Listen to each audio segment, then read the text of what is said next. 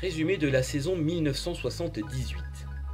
La saison du renouveau pour Brabham, qui est en mesure de remporter le titre de champion du monde avec Niki Lauda. Toutefois, la Lotus 79 à effet de sol de Mario Andretti perturbe ses plans, provoquant ainsi le développement de la plus incroyable monoplace de l'histoire de la Formule 1, l'ABT 46B.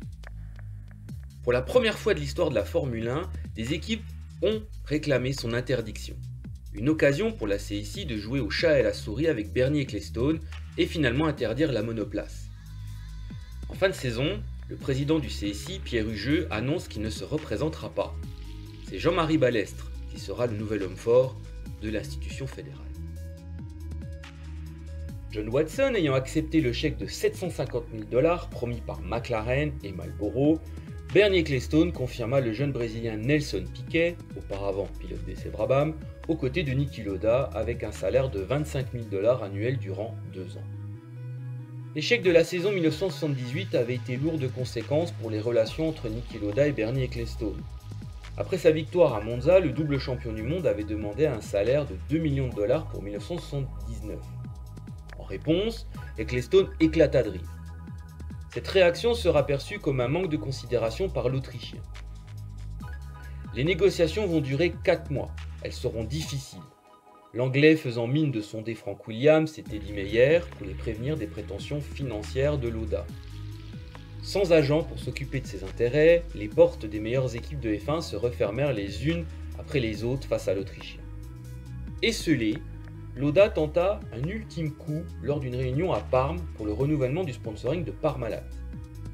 Ne voulant pas perdre la face, Ecclestone signa Lauda et obtient une rallonge de 2 millions de $ pour payer son salaire. C'est la vie, en français dans le texte, sera la seule réponse d'Ecclestone aux interrogations de son pilote. Ce que cherchait en réalité l'Anglais était de gagner du temps et convaincre Parmalat d'augmenter significativement la valeur de son commandite afin de rester compétitif par rapport à ses concurrents McLaren, Ferrari et Lotus. Dégoûté par la manœuvre, Lauda signa son contrat, mais c'était fini. Épuisé par ses interminables négociations salariales, sa motivation n'était plus à la Formule 1. La fin de saison 1978 avait été difficile aussi pour Gordon Murray. La pression et l'énergie dépensées durant des mois pour un résultat décevant avaient réduit son intérêt pour la Formule 1. Il avait certes esquissé le dessin de la BT47 qui devait optimiser le concept de la turbine entrevue sur la BT46B, mais avec l'interdiction de cette dernière, la motivation n'était plus présente. À l'automne 1978, une proposition de Ford Motorsport se présenta. Paniqué par la perspective de voir partir son ingénieur en chef, Ecclestone, au lieu de concéder une grosse augmentation de salaire, inventa l'histoire d'une vente prochaine de Brabham et d'un partage de profit avec Murray. Rassuré, l'ingénieur sud-africain accepta de continuer l'aventure avec l'équipe. Il la quittera fin 1986 et touchera sa part lorsque Brabham avait été vendu. Mais cet épisode va faire perdre beaucoup de retard dans le développement de la BT48. À la demande de Murray, Alfa Romeo développa un nouveau moteur. À défaut du V8 souhaité durant 2 ans, c'est un V12 60 degrés d'une puissance de 525 chevaux qui sera proposé. Question de prestige. L'ambition était d'exploiter au mieux le design de l'effet de sol, un concept qui avait remporté le titre de champion du monde des constructeurs avec Lotus la saison précédente. Murray avait senti que ce concept aérodynamique serait l'avenir de la discipline et avait déjà imaginé, de manière primitive, une monoplace exploitant cette technologie avec la BT44 en 1974 et 1975. Le manque de temps dans la construction de la BT48 provoqua une innovation toutefois importante.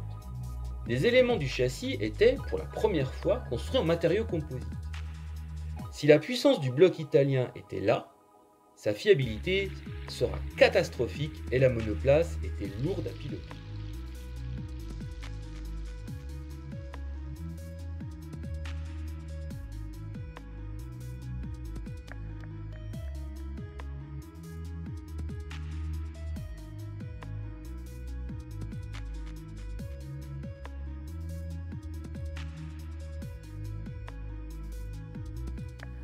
En coulisses, les relations entre Alfa Romeo et Brabham s'enflammaient. Après avoir découvert lors du Grand Prix de France 1978 le modèle 177, première monoplace d'Alfa Romeo depuis 1951, Ecclestone voyait rouge.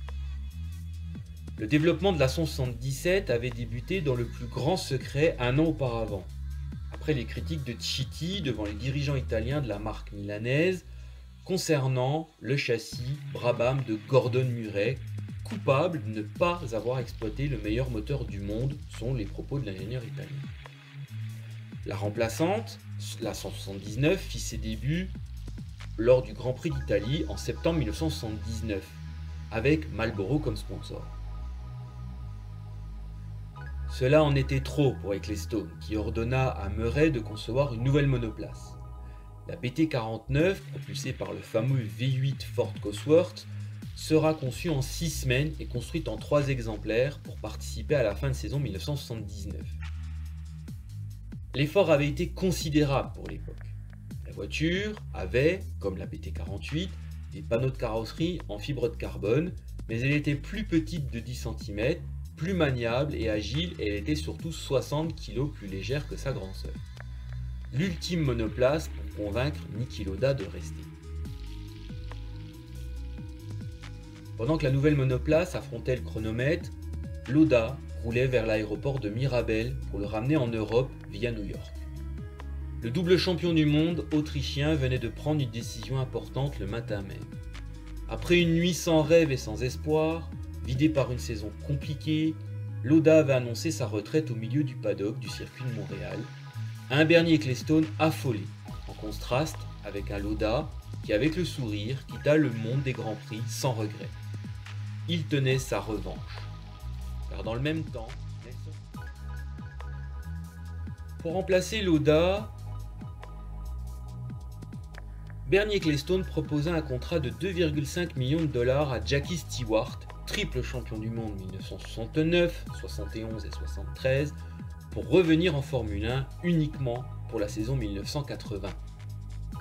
L'Écossais a hésité un moment avant de refuser l'offre. Ce furtif épisode a une certaine valeur ajoutée. C'est une tentative de Bernie Ecclestone pour convaincre un pilote respecté et influent dans le paddock, ayant créé le Grand Prix Driver Association, au moment où la FOCA entrait dans sa guerre avec Jean-Marie Balestre et la FISA.